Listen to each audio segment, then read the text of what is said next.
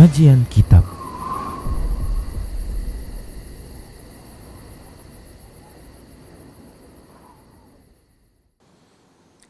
Bismillah, assalamualaikum warahmatullahi wabarakatuh.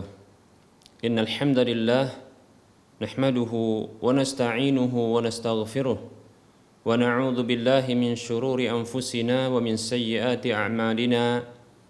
Man yahdihillah fala mudilla lahu wa man yudlilhu fala hadiyalah. Wa ashhadu an la ilaha illallah wahdahu la syarika lah.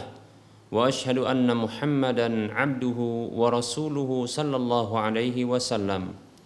Qala Allah tabaraka wa ta'ala, ya ayyuhalladzina amanu taqullaha haqqa tuqatih wa la tamutunna illa wa antum muslimun.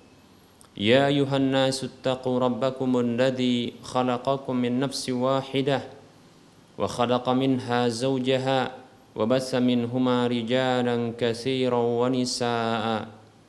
واتقوا الله الذي تساءلون به والأرحام إن الله كان عليكم رقيبا يا أيها الذين آمنوا اتقوا الله وقولوا قولا سديدا يصلح لكم أعمالكم ويغفر لكم ذنوبكم ومن يطع الله ورسوله فقد فاز فوزا عظيما أما بعد فإن أصدق الحديث كتاب الله وخير الهدى هدى رسول الله صلى الله عليه وسلم وشر الأمور محدثاتها وكل محدثة بدعة وكل بدعة ضلالة وكل ضلالة في النار. Para pemirsa Rosyad TV dan para pendengar Radio Medan Mengaji di mana saja Anda berada, rahimani wa rahimakumullah. Alhamdulillah, tak bosan kita senantiasa bersyukur kepada Allah Subhanahu wa taala. Karena Dia tak pernah bosan memberikan kebaikan, memberikan karunia, anugerah kepada kita, para hambanya. Sebagaimana kita tak bosan juga untuk mengucapkan selawat serta salam untuk nabinya, Nabi kita tercinta Muhammad sallallahu alaihi wasallam. Karena beliau sallallahu alaihi wasallam tak pernah bosan untuk memberikan, untuk menginginkan kebaikan-kebaikan untuk seluruh umatnya. Para hamba Allah rahimani wa rahimakumullah, kita akan lanjutkan pembahasan kitab Minhajul Muslim setelah kita libur menyambut hari raya tahun 1442 Hijriah. Kita akan lanjutkan pembahasan kitab Minhajul Muslim ini masih dalam bab akidah dan juga masih membahas rukun iman yang keempat, yaitu beriman kepada para rasul alaihimussalatu wassalam. Seorang mukmin mengimani bahwa Allah Subhanahu wa taala telah memilih hamba-hamba pilihan yang terbaik dari kalangan manusia sebagai utusan-utusannya, sekaligus memberikan wahyu kepada mereka dengan syariat-syariatnya, bahkan juga membekali mereka dengan kitab-kitab suci untuk menyampaikan ajaran-ajaran, pesan-pesan dari Allah Subhanahu wa taala, agar tidak ada lagi hujjah bagi manusia pada hari kiamat kelak ketika berjumpa dengan Allah tabaraka wa taala. Bahkan Allah Subhanahu wa taala membekali para rasul tersebut selain dengan kitab-kitab suci sebagai petunjuk, bimbingan dan arahan kepada mereka, Allah Subhanahu wa taala juga menguatkan para rasul tersebut dengan mukjizat-mukjizat. Yang ini fungsinya adalah untuk melemahkan musuh-musuh para rasul tersebut yang membangkang dan menentang. Allah Subhanahu wa taala memulakan rasul tersebut adalah dengan Nabi Nuh alaihissalam dan menutupnya. Bahkan bukan hanya para rasul, bahkan para nabi juga ditutup dengan rasul yang terakhir, yaitu Nabi kita Muhammad sallallahu alaihi wasallam. Seorang mukmin meyakini bahwa para rasul tersebut adalah manusia biasa yang berlaku bagi mereka kebanyakan hal-hal yang menimpa manusia, seperti rasa sakit yang dialami oleh manusia, mengalami kelaparan dan kehausan sehingga mereka butuh kepada makan dan minum. Terkadang mereka mengalami sakit dan juga mendapatkan sehat. Mereka juga terkadang lupa dan juga mereka ingat. Mereka hidup dan mereka juga mati. Namun mereka adalah hamba-hamba pilihan Allah Subhanahu wa taala, yang Allah Subhanahu wa taala tak salah pilih, memilih mereka menjadi utusan-utusan Allah Subhanahu wa taala dari kalangan makhluk-makhluknya. Mereka adalah hamba yang paling sempurna, pilihan Allah Subhanahu wa taala secara mutlak. Yang paling afdal di kalangan para hamba dan makhluknya. Seorang mukmin meyakini bahwasanya tidak sempurna iman seorang hamba sampai hamba tersebut mengimani seluruh para rasul tersebut, baik itu secara global maupun secara rinci. Baik para hamba Allah rahimani rahimakumullah, tentunya keimanan seperti ini ditunjukkan oleh dalil-dalil, sehingga inilah membuat seorang mukmin muslim mengimani dengan keimanan yang demikian. Berikut kita akan sebutkan dalil-dalil wahyu dari Allah Subhanahu wa taala. Demikian pula nantinya kita akan sebutkan dalil-dalil dari hadis Nabi sallallahu alaihi wasallam. Baik para hamba Allah rahimani rahimakumullah, dalil wahyu dari Al-Qur'an, Allah Subhanahu wa taala mengkabarkan tentang para rasulnya dan mengkabarkan tentang diutusnya mereka dan diberikan bekal-bekal pesan-pesan, ajaran-ajaran lewat mereka yang diarahkan kepada seluruh manusia. Terkhusus adalah Nabi kita Muhammad sallallahu alaihi wasallam. Namun para rasul sebelum beliau sallallahu alaihi wasallam bertugas untuk menyampaikan pesan-pesan Allah, ajaran Allah Subhanahu wa taala kepada umat yang khusus. Bukan seperti Rasulullah SAW yang diutus kepada seluruh manusia. Namun ketahui bahwasanya tidak ada satu umat pun di permukaan bumi ini kecuali Allah Subhanahu wa taala mengutus seorang rasul kepada mereka. Berdasarkan firman Allah Subhanahu wa taala di dalam surah An-Nahl ayat 36, Allah mengatakan, A'udzu billahi minasyaitonir rajim. Wa laqad ba'atsna fi kulli ummatin rasula an i'budullaha wajtanibut taghut. Dan sungguh kami telah mengutus pada setiap umat itu ada seorang rasul yang tugas mereka adalah menyeru, mengajak manusia untuk beribadah kepada Allah. Ani'budullah, sembahlah Allah. Wajtanibut taghut, dan jauhilah sesembahan selain Allah, taghut. Demikian pula Allah Subhanahu wa taala berfirman dalam surah Al-Hajj ayat 75, Allah mengatakan, A'udzu billahi minasyaitonir rajim. Inna auhayna ilaika kama auhayna ila. Allah SWT berfirman dalam surah An-Nisa ayat 163 dan 165 sampai 165. Allah mengatakan, A'udzu billahi minasyaitonir rajim. Inna auhayna ilaika kama auhayna ila Nuhi wan nabiyyina min ba'di. Wa auhayna ila Ibrahim wa Ismail wa Ishaq wa Ya'qub wal asbat wa Isa wa Ayyub wa Yunus wa Harun wa Sulaiman wa atayna Daud az-zabura wa rusulan qad qasasnahum 'alaika min qablu wa rusulan lam naqasushum 'alaik wa kallama Allahu Musa taklima. Rusulan mubashshirina wa mundhirina li'alla yakuna lin-nasi 'ala Allahi hujjatun ba'da ar-rusul wa kana Allahu 'azizan hakima. Surah An-Nisa ayat 163 sampai 165.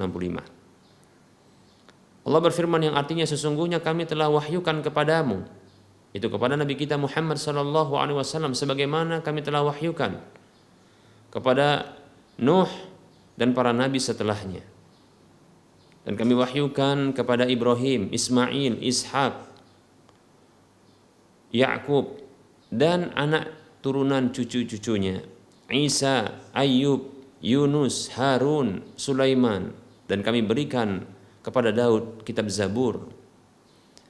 Dan para rasul kami kisahkan mereka itu kepadamu sebelumnya, dan ada para rasul yang tidak kami kisahkan mereka itu kepadamu. Dan Allah Subhanahu wa taala pernah mengajak Nabi Musa alaihissalam untuk berbicara. Para rasul yang mereka itu mubasyirin wa mundirin, sebagai pemberi peringatan, pemberi kabar gembira sekaligus pemberi peringatan agar tidak ada alasan di sisi Allah bagi manusia kelak setelah diutusnya para rasul tersebut. Dan Allah adalah zat yang maha perkasa lagi maha bijaksana. Demikian pula Allah Subhanahu wa taala berfirman di dalam surah Al-Hajj ayat 75, Allah mengatakan a'udzu billahi minasyaitonir rajim. Allahu yastafi minal malaikati rusulan wa minan nasi. Innallaha sami'un basir. Allah dialah yang memilih para rasul dari kalangan malaikat dan demikian pula dari kalangan manusia. Sesungguhnya Allah maha mendengar lagi maha melihat. Begitu juga Allah berfirman di dalam surah Al-Hadid ayat 25, Allah mengatakan a'udzu billahi minasyaitonir rajim. Laqad arsalna rusulana bil bayyinati wa anzalna ma'ahumul kitaba wal mizana liyaquman nasu bil qist. Allah berfirman yang artinya dan sungguh kami telah benar-benar mengutus para rasul kami dengan membawa penjelasan-penjelasan, dan kami telah turunkan bersama mereka itu ada kitab suci sekaligus mizan, timbangan untuk menimbang, untuk menyamakan kasus-kasus yang terjadi dengan apa yang disebutkan di dalam kitab suci tersebut, untuk menimbang kasus-kasus yang terjadi yang belum disebutkan hukumnya agar disamakan dengan hukum-hukum untuk kasus-kasus yang ada di dalam kitab suci tersebut. Liyaquman nasu bil qist, agar manusia itu tegak berada dengan keadilan. Demikian pula Allah Subhanahu wa taala berfirman dalam surah Al-Furqan ayat 20, Allah mengatakan a'udzu billahi minasyaitonir rajim. Wa ma arsalna qablaka minal mursalina illa innahum la ya'kuluna at-ta'ama wa yamshuna fil aswaq. Allah berfirman yang artinya dan tidaklah kami mengutus para rasul sebelummu kecuali sesungguhnya mereka benar-benar adalah orang-orang yang mengkonsumsi makanan dan mereka berjalan di pasar-pasar. Ayat ini menjelaskan bahwasanya para rasul itu dari kalangan sejenis dari orang-orang yang diarahkan ajaran itu kepada mereka, sejenis dengan mereka, agar mudah untuk mencontoh, agar mudah untuk meniru dan meneladani. Demikian. Sama seperti mereka juga makan, juga berjalan di pasar untuk membeli kebutuhan mereka. Demikian.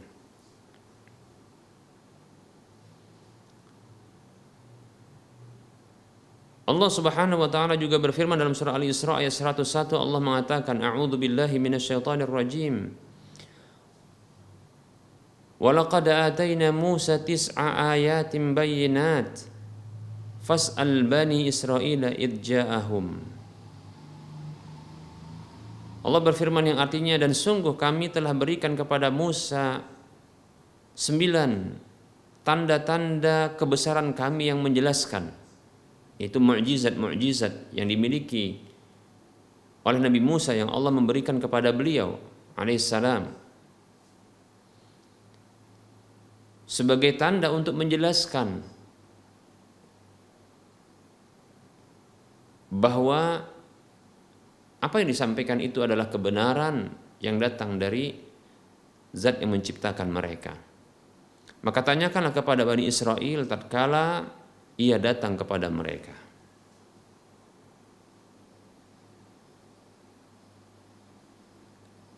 Dan Allah Subhanahu wa taala berfirman dalam surah Al-Ahzab ayat 7, Allah mengatakan, A'udzu billahi minasyaitonir rajim.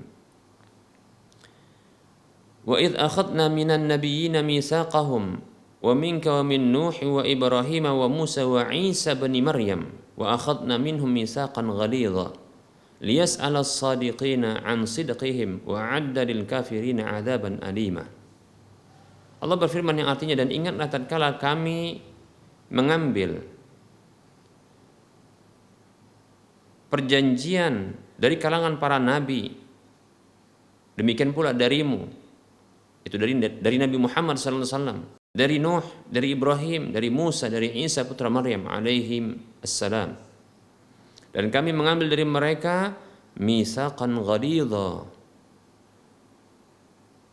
perjanjian yang begitu kuat. Liyas'ala as-sadiqina an sidqihim, agar Allah Subhanahu wa taala bertanya kepada orang-orang yang jujur tentang kejujuran mereka. Wa 'adda lil kafirina 'adzaban alima, dan Allah menyiapkan bagi orang-orang kafir itu azab yang pedih. Ini ancaman dari Allah Subhanahu wa taala. Tatkala orang-orang yang para rasul itu diutus kepada mereka, mereka mengkufuri, mengingkari para nabi dan apa yang dibawa oleh mereka, dan itu merupakan ajaran dari Sang Pencipta jagat raya yang menciptakan mereka. Mereka kufur, mereka ingkari, maka Allah azab mereka dengan azab yang pedih. Adapun orang-orang yang beriman dan jujur dengan keimanan mereka, mereka akan mendapatkan kebahagiaan di dunia dan di akhirat mereka. Para hamba Allah rahimani wa rahimakumullah, ini adalah dalil-dalil dari Al-Quran yang dengan dalil ini seorang muslim mukmin mereka mengimani para rasul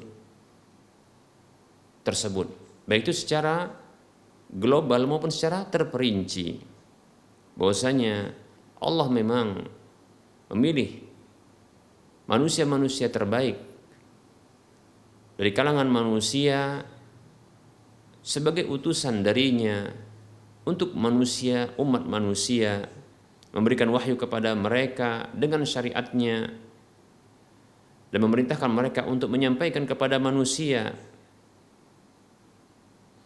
sekaligus membekali kepada mereka dengan berbagai penjelasan, diantaranya adalah kitab-kitab suci. Demikian pula mukjizat untuk menguatkan mereka. Dan ini bertujuan agar tidak ada lagi alasan di sisi Allah kelak pada hari kiamat bagi manusia ketika Allah Subhanahu wa taala meminta pertanggungjawaban kepada mereka. Demikian para hamba Allah rahimani wa rahmakumullah. Berikutnya kita akan sebutkan dalil-dalil dari hadis Nabi SAW, di mana Nabi SAW mengkabarkan tentang dirinya, demikian pula saudara-saudara beliau SAW dari kalangan para nabi dan rasul alaihi wassalatu wassalam. Seperti dalam hadis beliau, hadis yang dikeluarkan oleh Imam Bukhari,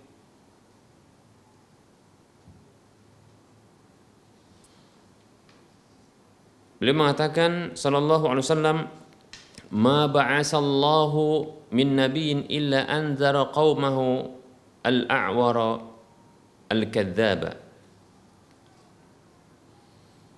Kata Nabi sallallahu alaihi wasallam, tidaklah Allah Subhanahu wa taala mengutus seorang nabi kecuali nabi tersebut telah memperingatkan kaumnya terhadap manusia yang buta sebelah dan dia pendusta.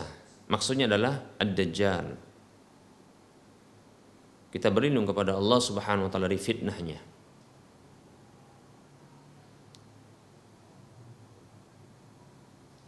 Begitu juga Nabi SAW bersabda dalam sebuah hadis yang diriwayatkan oleh Imam Bukhari dan Muslim.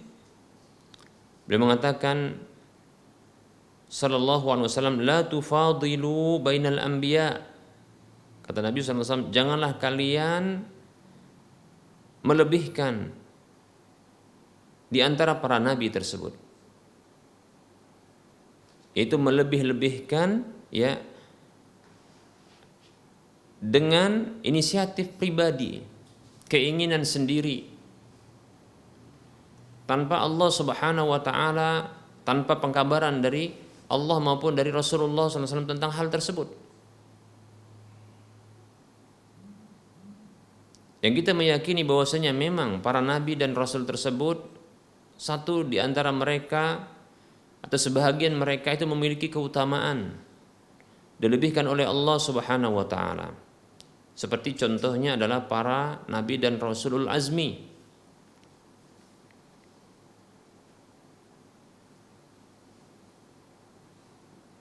Fasbir kama sabara ulul azmi minar rusul. Bersabarlah engkau wahai Muhammad sallallahu alaihi wasallam sebagaimana para rasul dari kalangan ulul azmi itu bersabar. Demikian.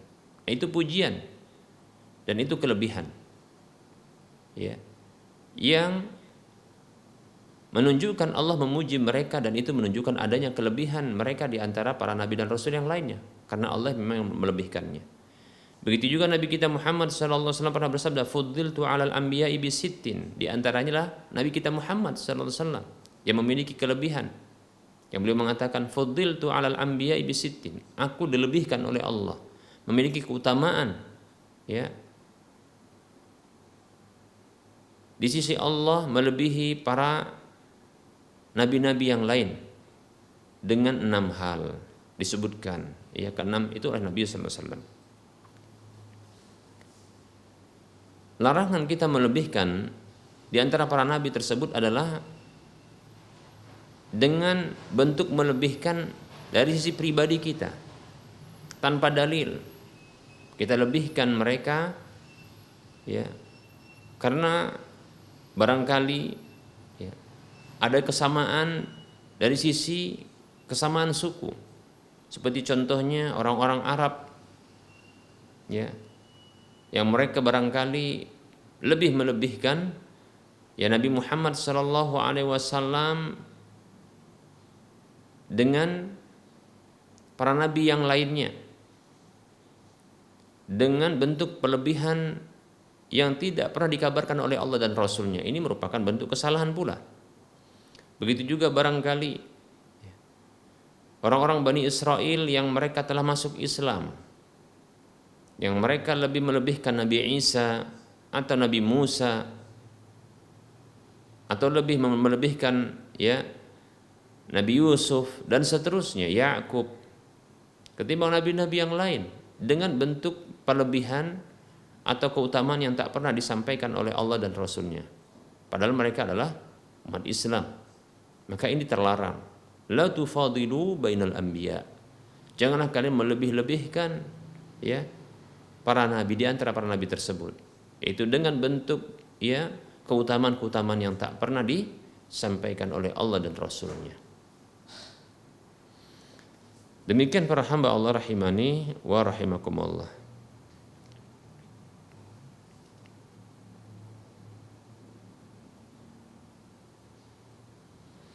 Kemudian ada juga sebuah hadis yang disebutkan oleh Imam Ibnu Hibban dalam sahihnya.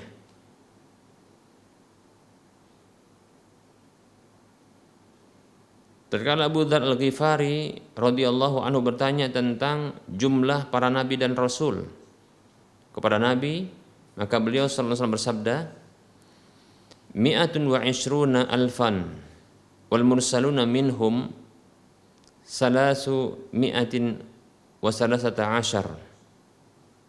Jumlah para nabi itu adalah 120.000. 120.000. Sementara para rasul di antara mereka itu berjumlah 313 orang, demikian. Walaupun dalam sebahagian ulama riwayat ini didhaifkan oleh mereka. Namun Ibnu Hibban, salah seorang perawi dari hadis ini, ya, itu mensahihkan dalam kitab sahihnya. Demikian. Wallahu taala a'lam. Kemudian ada hadis yang lain, hadis yang dikeluarkan oleh Imam Ahmad dalam musnadnya. Dan yang lainnya Rasulullah sallallahu alaihi wasallam bersabda, "Walladzi nafsi biyadihi law anna Musa kana hayyan ma wasi'ahu illa ayattabi'ani." Nabi kita Muhammad sallallahu alaihi wasallam bersabda, "Demi Allah, zat yang jiwaku berada di tangannya, andaikan Musa hidup, maka tidaklah ia leluasa kecuali ia mengikutiku." Baik para hamba Allah rahimani wa rahmakumullah, ini dalil yang menunjukkan kepada kita bahwa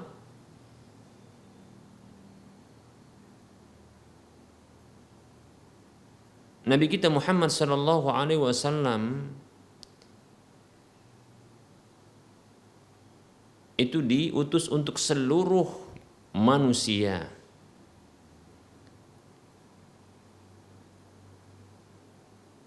Untuk manusia akhir zaman dan menjadi penutup para nabi dan rasul. Andaikan ada nabi dan rasul yang hidup di zaman Nabi kita Muhammad sallallahu alaihi wasallam bahkan saat ini, maka wajib bagi mereka untuk mengikuti syariat Nabi kita Muhammad sallallahu alaihi wasallam. Tidak diperkenankan untuk menerapkan syariatnya sendiri. Jikalau Nabi dan Rasulnya saja demikian, lalu bagaimana dengan umatnya? Ya. Ini juga dalil yang tegas bahwasanya syariat Nabi Muhammad SAW itu menghapuskan semua syariat. Ajaran yang dibawa oleh Nabi SAW itu menghapuskan semua ajaran sebelum ajaran Nabi kita Muhammad SAW. Maka tidak diperkenankan lagi untuk mengamalkan ajaran-ajaran yang terdapat dalam kitab Taurat, Injil, Zabur, ya, Suhuf Nabi Ibrahim, Suhuf Nabi Musa dan seterusnya dari ajaran-ajaran para nabi dan rasul sebelum Nabi kita Muhammad sallallahu alaihi wasallam, karena memang sudah dihapuskan.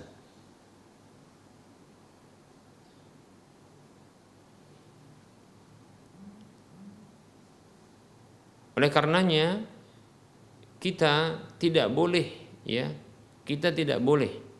meniru kebiasaan atau ajaran-ajaran yang terdapat dalam kitab suci yang lainnya, kecuali itu dilegalkan di dalam agama kita, itu dijadikan sebagai syariat ajaran dalam agama kita.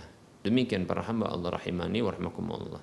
Seperti contohnya puasa, seperti sholat, maka itu merupakan juga syariat umat-umat sebelum kita. Hanya saja tata caranya itu dengan tata cara yang diajarkan oleh Nabi kita Muhammad SAW, bukan dengan tata cara nabi-nabi sebelum beliau Sallallahu Alaihi Wasallam.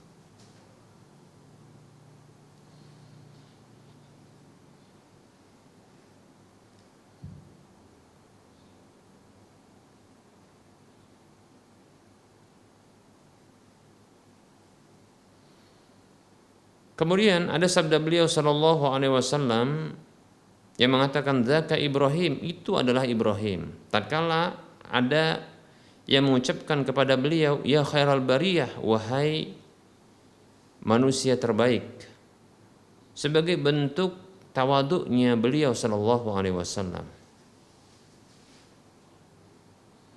Dan dalam hadis yang lain Nabi kita Muhammad sallallahu alaihi wasallam bersabda, maka nali abdin an yaqula inni khairun min Yunus ibni Matta. Ini hadis dikeluarkan oleh Imam Ahmad. Dan ini juga terdapat dalam kitab Sahih Bukhari, Sahih Muslim yang berasal dari Abu Hurairah radhiyallahu anhu. Rasulullah bersabda yang artinya, tidak layak bagi seorang hamba untuk mengatakan sesungguhnya aku lebih baik daripada Yunus ibnu Matta. Ya.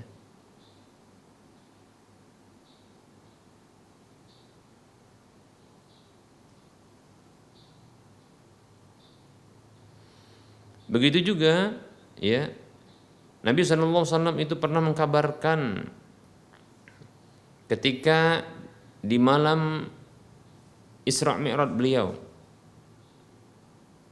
tatkala beliau dikumpulkan dengan para nabi di Baitul Maqdis, lalu beliau salat mengimami mereka. Begitu juga tatkala beliau di mi'rajkan ke langit dan beliau bertemu dengan Nabi Yahya, Nabi Isa, Nabi Yusuf, Nabi Idris, Nabi Harun, Nabi Musa, Nabi Ibrahim. Maka tentunya kita wajib mengimani apa yang dikabarkan oleh beliau tersebut. Demikian para hamba Allah rahimani wa rahimakumullah. Ya.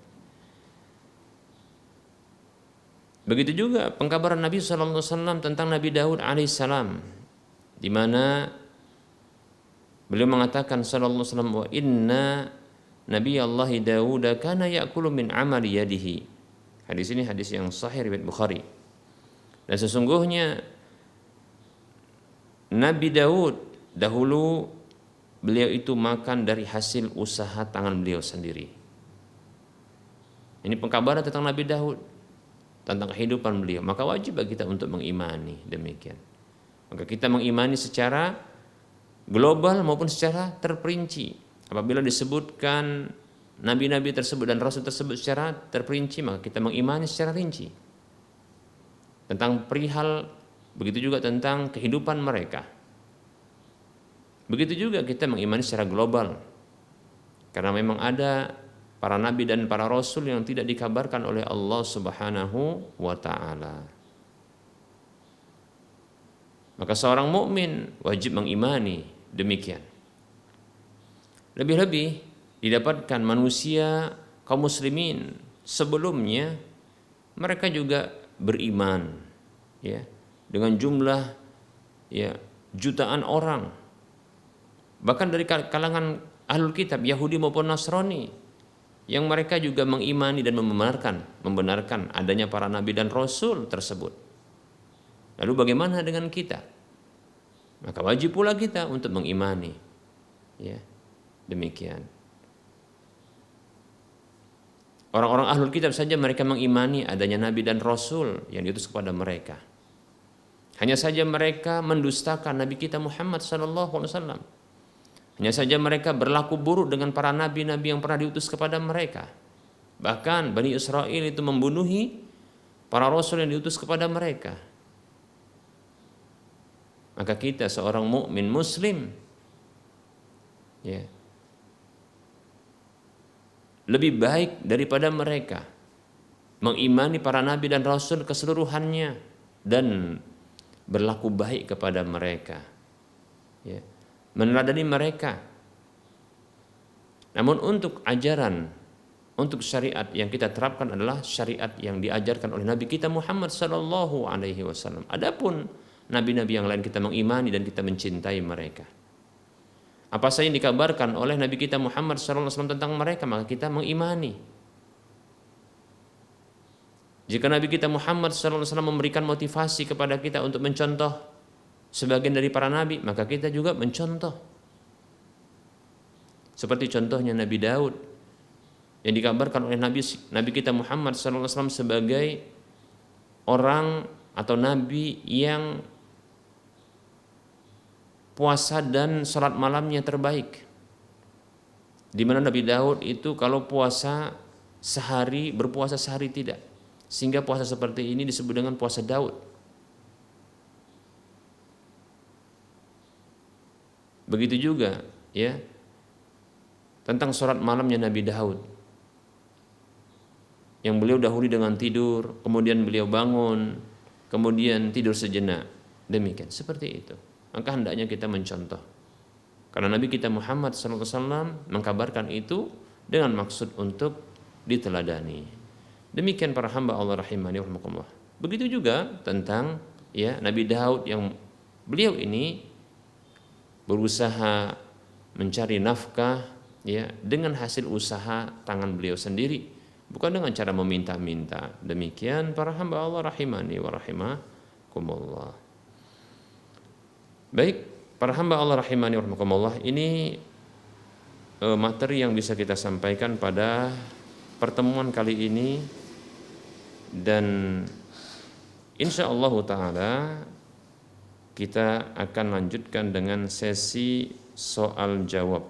Dan insyaallah taala mulai hari ini dan kedepannya, alhamdulillah dengan izin Allah kita akan menerima pertanyaan secara interaktif. Ya, silahkan bagi pemirsa Rosyad TV untuk bertanya langsung di nomor layanan kami di nomor 0822 8888 6630. Adapun untuk bertanya dengan tulisan ya lewat tulisan atau chatting SMS ya bisa di nomor WA kita ya di 0852 6190 4177 ya.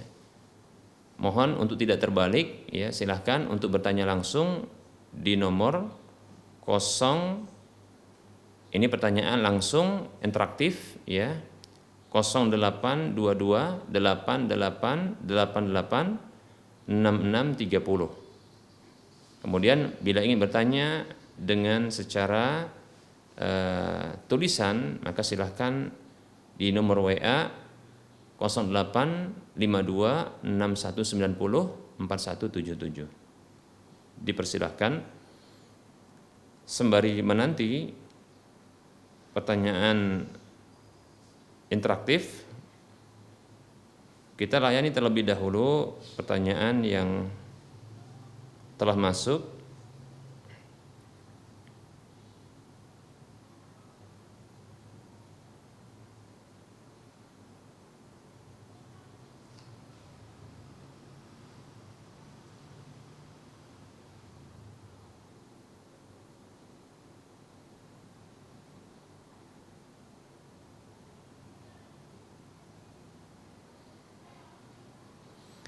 Ada pertanyaan. Bismillahirrahmanirrahim. Assalamualaikum warahmatullahi wabarakatuh. Ustaz, adakah syarat untuk menjadi saksi nikah? Sebab saya ditawari teman saya buat menjadi saksi di pernikahan walimahan beliau. Baik. Waalaikumsalam warahmatullahi wabarakatuh. Syarat untuk menjadi saksi nikah tentunya ada. Yang pertama adalah ya syarat taklif, yaitu Islam, kemudian baligh dan berakal. Demikian ya. Nah, tentunya ya orang kafir itu tidak bagus agamanya, sehingga butuh orang yang bagus agamanya untuk menjadi saksi. Begitu juga yang kedua adalah baligh. Ya, tentunya anak-anak tidak layak untuk menjadi ya saksi. Begitu juga berakal. Ya. Tentunya orang yang gila itu tidak layak untuk menjadi saksi. Nah, barangkali cuma ini saja ya syarat-syarat yang disepakati oleh para ulama insyaallah taala. Demikian ya. Dan ada tambahan memang syarat diantaranya adalah laki-laki ya satu orang. Maksudnya adalah jumlah saksinya adalah 2 orang. Kalau dia laki-laki maka satu orang. Demikian seperti itu ya. Baik, wallahu taala a'lam. Demikian.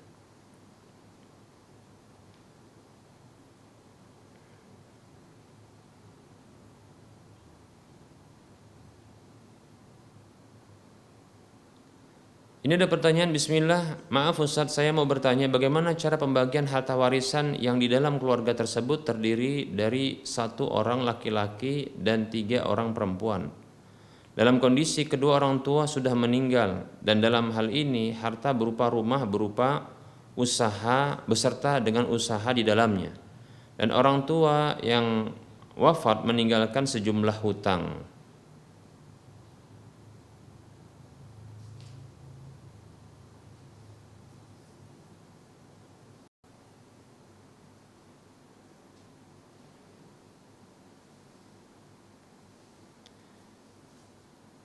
Bismillah, untuk harta warisan sebelum dibagi, maka ahli waris yang ada wajib terlebih dahulu menyelesaikan hutang-hutang, baik itu hutang kepada Allah yaitu wasiat maupun hutang kepada manusia yang disebut dengan dain, ya. Hutang kepada Allah adalah wasiat, yaitu wasiat berupa harta yang pernah terucap atau tertulis dari orang yang meninggal tersebut, si mayit, jika ada. Namun bila tidak ada, maka beralih berikutnya kepada hutang kepada manusia. Maka selesaikan terlebih dahulu. Min ba'di wasiyatin tusuna biha audain. Setelah itu warisan itu dibagi, setelah ya penyelesaian hutang wasiat ya yang kalian berwasiat dengannya atau hutang kepada manusia, demikian. Baik, ini yang terlebih dahulu diselesaikan, ya. Demikian pula bila dalam penyelenggaraan jenazah itu juga dibutuhkan biaya, maka dikeluarkan biaya. Bila terhutang juga bisa dikeluarkan dari harta warisan tersebut, ya, untuk membayarkan hutang penyelenggaraan jenazah itu. Pastikan semua hutang itu diselesaikan. Haram ya bagi ahli waris untuk mengabaikan hutang tersebut, karena ini akan berakibat fatal bagi orang yang meninggal dunia dalam kondisi membawa hutang, dan ini hartanya ya ini tidak layak dan tidak boleh untuk ya langsung dibagi kepada ahli waris sementara masih ada tersisa hutang, ya. Min ba'di wasiyatin tusuna biha audain. Itu setelah pembagian warisan, itu setelah wasiat yang kalian berwasiat dengannya atau setelah hutang. Demikian, seperti itu. Ya. Lebih-lebih ya ini akan kita katakan tadi berakibat fatal ya dalam kehidupan akhirat bagi orang yang telah wafat tersebut. Ketika dia meninggal dunia dalam kondisi membawa hutang. Kata Nabi SAW, nafsul mu'mini mu'allaqatun bidainihi hatta yuqda anhu. Jiwa seorang mukmin itu bergantung, katung dengan hutangnya sampai dibayarkan. Demikian. Ya. Baik, para hamba Allah rahimani wa rahimakumullah. Maka selesaikan hutang ya terlebih dahulu. Demikian.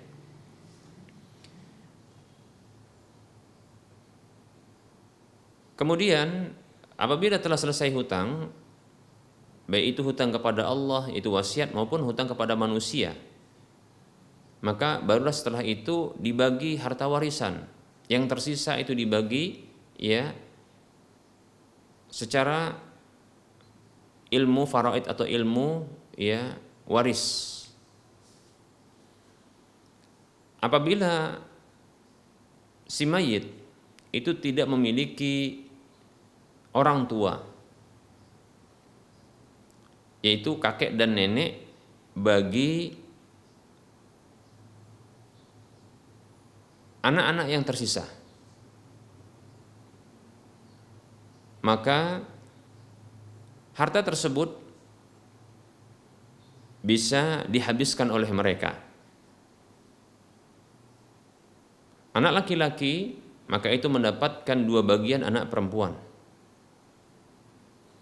Kata Allah Subhanahu wa taala, yusikumullahu fi auladikum lidzakari mithlu hadzil unsayain. Allah berfirman dalam surah An-Nisa ayat 11. Allah berwasiat kepada kalian tentang anak-anak kalian bagi laki-laki itu bahagian ya 2 anak.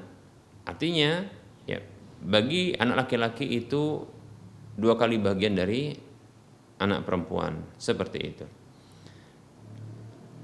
Nah, nantinya harta warisan setelah dikeluarkan atau dibayarkan wasiat dan hutang, maka harta tersebut dibagi menjadi 5.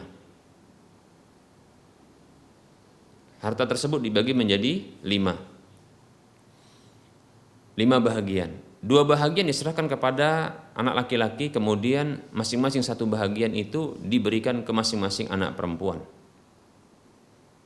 Maka ini pembagian warisan secara syar'i, demikian ya. Ingat, pembagian seperti ini apabila si mayit tersebut tidak memiliki kedua orang tua. Namun apabila memiliki kedua orang tua ya, maka kedua orang tua itu masing-masing mendapatkan 1/6 dari harta warisan yang ditinggalkan. Wallahu ta'ala a'lam. Jika tidak ada, maka langsung ya dibagi menjadi 5 bahagian. Ya, menjadi 5 bagian. 2 bahagian diserahkan kepada anak laki-laki, kemudian sisanya 3 bagian itu diambil oleh ya masing-masing 1 bagian itu diambil oleh masing-masing ya anak perempuan tersebut. Wallahu taala a'lam.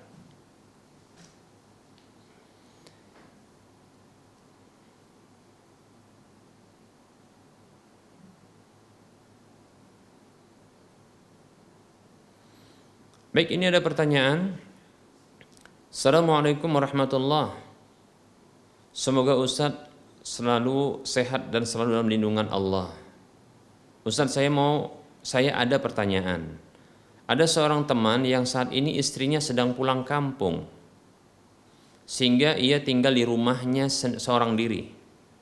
Namun apabila ada yang bertanya kemana anak istri, dia menjawab dengan bercanda bahwa dia seorang duda dan istrinya telah ditalak 1000 kali. Jadi bagaimana candaan seperti itu, Ustaz? Ya, menurut syariat.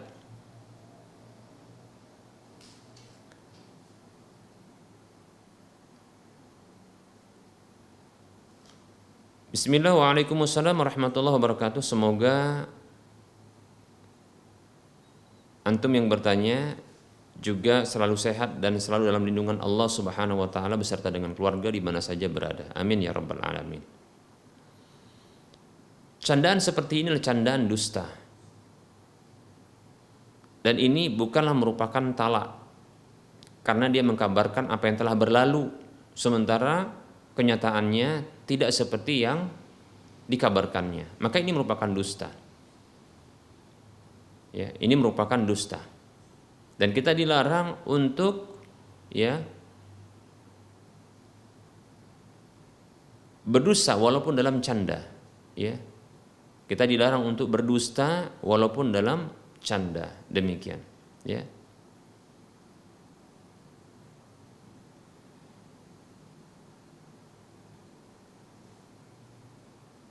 Bahkan ya Rasulullah SAW memberikan jaminan ya bagi orang yang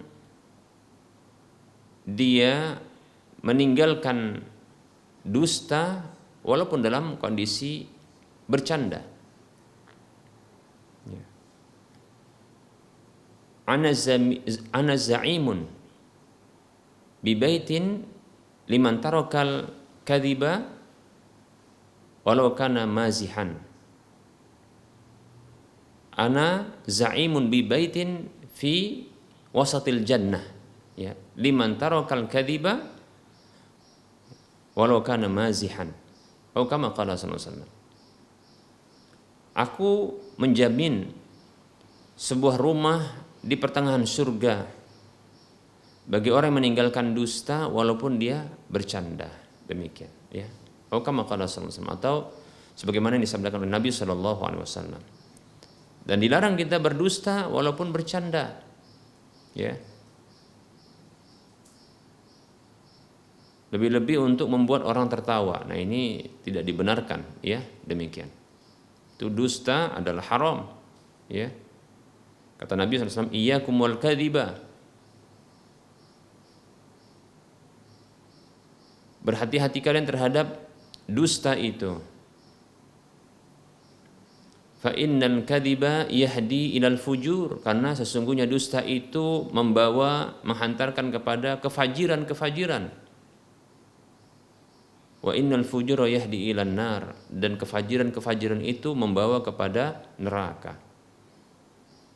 Dan senantiasa seorang itu membiasakan dusta sampai dicatat di sisi Allah sebagai seorang pendusta. Na'udzubillah min dzalik, ya.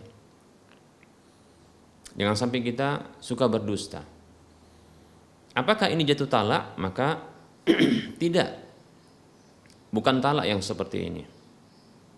Pertama, ya, sebabnya adalah karena dia mengkabarkan apa yang telah berlalu. Yaitu dia kabarkan dia telah menjadi seorang, ya, duda. Dan dia sebelumnya mentalak istrinya 1000 kali. Nah, ini kan menceritakan tentang apa yang telah berlalu, bukan tindakannya saat itu. Ya. Berbeda halnya kalau dia katakan, ya, kepada orang yang bertanya itu, aku talak istriku 1000 kali saat ini. Nah, itu hal yang berbeda. Berarti dia sedang melakukan, ya, ungkapan talak di saat dia mengkabarkan tersebut. Walaupun dia bercanda, maka yang seperti ini bisa jatuh talaknya. Karena kata Nabi SAW, salasun jidduhunna jiddun wa hazluhunna jiddun. Ada 3 hal yang seriusnya, maka serius. Main-mainnya, candaannya adalah serius. An-nikahu wa talaq wa raja'atu. Nikah, talak, dan rujuk. Di antaranya adalah talak. Namun ungkapan ini bukanlah ungkapan talak yang dia bercanda. Bukan dalam kondisi bercanda dia mentalak, tapi dia mengkabarkan, dia bercanda namun berdusta, mengkabarkan apa yang telah berlalu. Ya. Yaitu dia telah menjadi seorang duda, ya, dan mentalak istrinya 1000 kali. Ini adalah kondisi, ya, tidak nyata. Ini adalah bentuk kedustaan, demikian, ya. Ini kedustaan. Maka ini bukanlah merupakan talak, namun ini merupakan bentuk kedustaan, ya. Tentunya ini merupakan dosa. Wallahu ta'ala alam.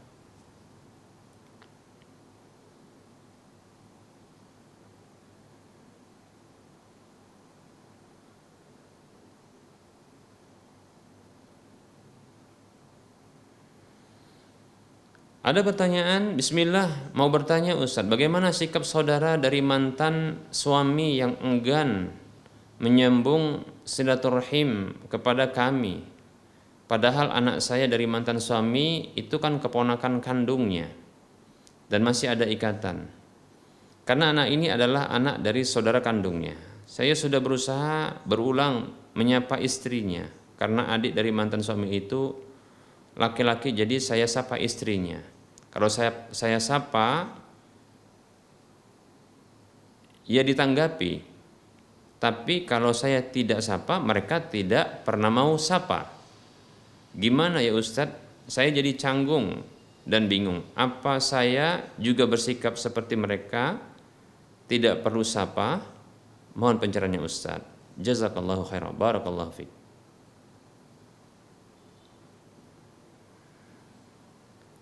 Bismillah. Menyambung tali silaturahim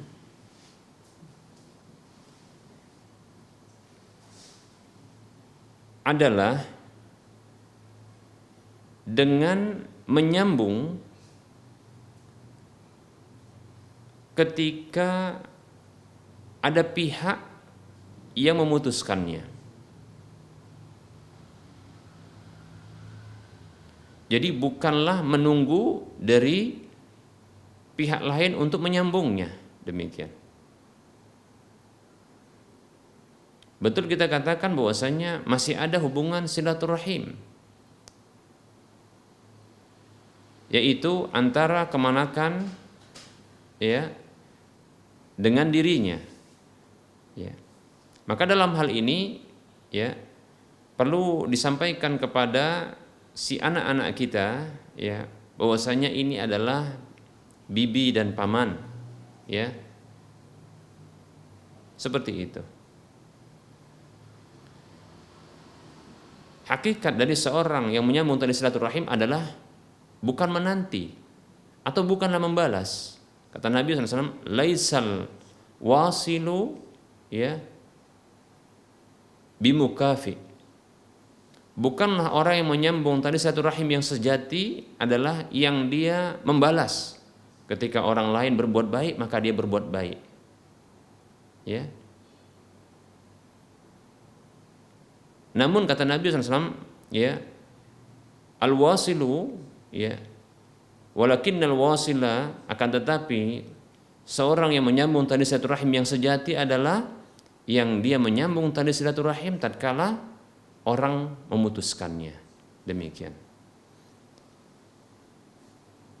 Liman qata'ahu, yaitu menyambung tali silaturahim kepada orang yang dia memutuskan tali silaturahim tersebut, begitu. Oleh karenanya jangan sungkan. Ya. Jangan sungkan, jangan pula ya kita yang menjadi pemutus tali silaturahim. Tapi kita hendaknya menjadi seorang yang menyambung tali silaturahim yang sejati, di mana ketika ada orang yang betul-betul memutuskannya, maka kita malah yang menyambungnya, sebagaimana sabda Nabi yang kita sebutkan tadi. Demikian, ya. Sangat penting dan sangat perlu bagi kita untuk mengenalkan, ya, keluarga-keluarga. Ya, yang ini menjadi orang-orang yang punya hubungan tali silaturahim dengan anak-anak kita. Ya. Ini paman, ini bibi, ini saudara ayah, ya, ini sepupu ayah, demikian seperti itu. Ya. Jangan kebencian kita kepada mantan suami. Ini menyebabkan kita berlaku tidak adil dengan ya memutuskan tali silaturahim, itu kedzaliman. Ya, itu kedzaliman.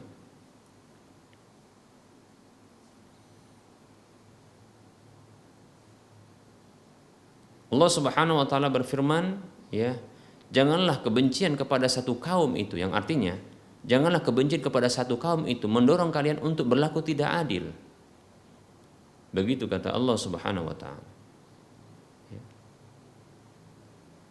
Jadi ketika ya kita mungkin punya permasalahan dengan mantan suami atau mantan istri, jelas. Tapi jangan sampai kita putuskan silaturahim anak-anak kita dengan ibunya atau dengan ayahnya, atau dengan keluarga ibu atau keluarga ayahnya. Jangan. Maka sesungguhnya kitalah pemutus tali silaturahim.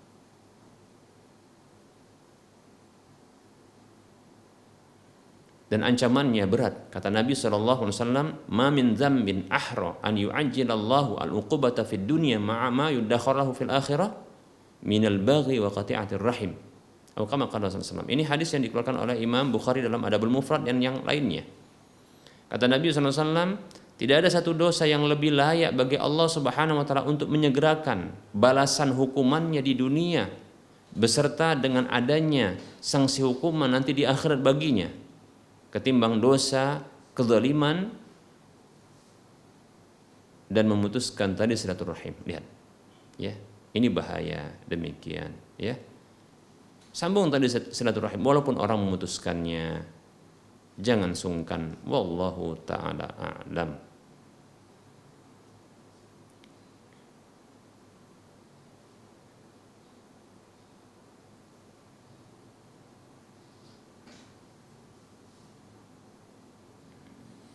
Ada pertanyaan, bismillahirrahmanirrahim. Assalamualaikum Ustaz. Seorang punya investasi bodong 400 juta, lalu pimpinannya ditangkap polisi. Sekarang sudah 4 tahun investasi itu dan tidak dizakati. Seandainya uang itu tersebut dikembalikan kepada pemiliknya, maka berapa yang harus dikeluarkan zakatnya? Mohon penjelasannya Ustaz. Jazakallahu khairan.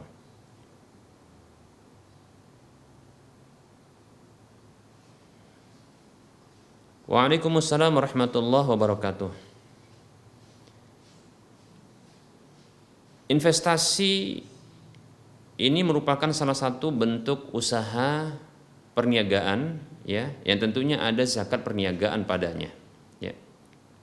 Yang tentunya setiap tahun itu harus ada, ya, dizakati. Lebih-lebih nilainya ini telah sampai nisab, yaitu 400 juta.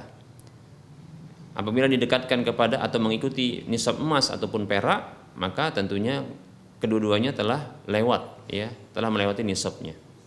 Dan ini sudah berjalan sekitar 4 tahun. Maka kita katakan, ya, berapakah yang harus dizakati? Maka wallahu ta'ala alam, disebutkan bahwasanya investasi ini bodong, berarti ini fiktif, tidak ada, dan uang ini tertahan, ya, di tangan orang yang mengelolanya tersebut, dan ini tidak diterima secara tidak diterima di tangan atau tidak dimiliki secara sempurna. Di antara syarat, ya, syarat wajib zakat adalah, ya, an yamlika al-mala milkan taman, yaitu memiliki harta tersebut dengan harta yang sempurna, dengan kepemilikan yang sempurna, ya. Nah, di sini tidak ada kepemilikan secara sempurna selama 4 tahun tersebut, karena ini masih dikelola. Dan ternyata bodong, artinya tidak ada, itu fiktif. Sementara ketika itu ada di tangan orang lain. Apabila dikembalikan kepada pemiliknya, berapakah yang harus dizakati? Para ulama berbeda pendapat, ya.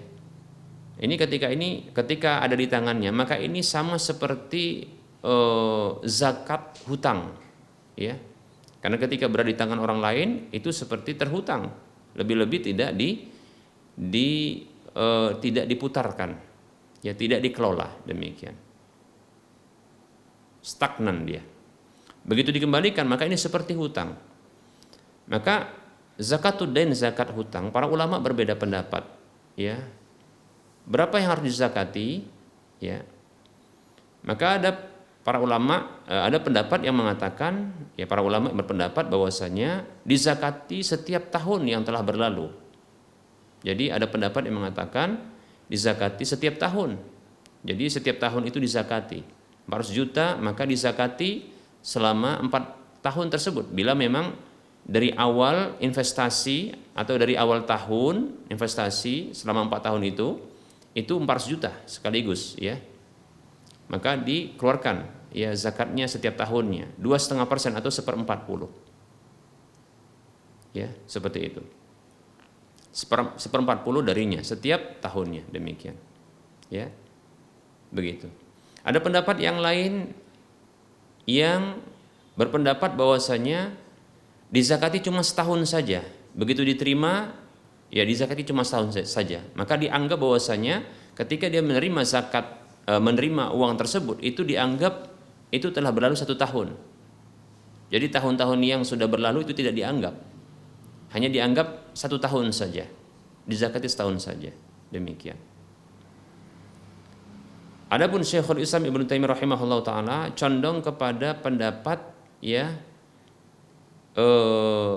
yang menyatakan bahwa diterima dulu uangnya 400 juta, ya. Ini pendapat yang menurut beliau adalah pendapat yang lebih dekat dengan kebenaran.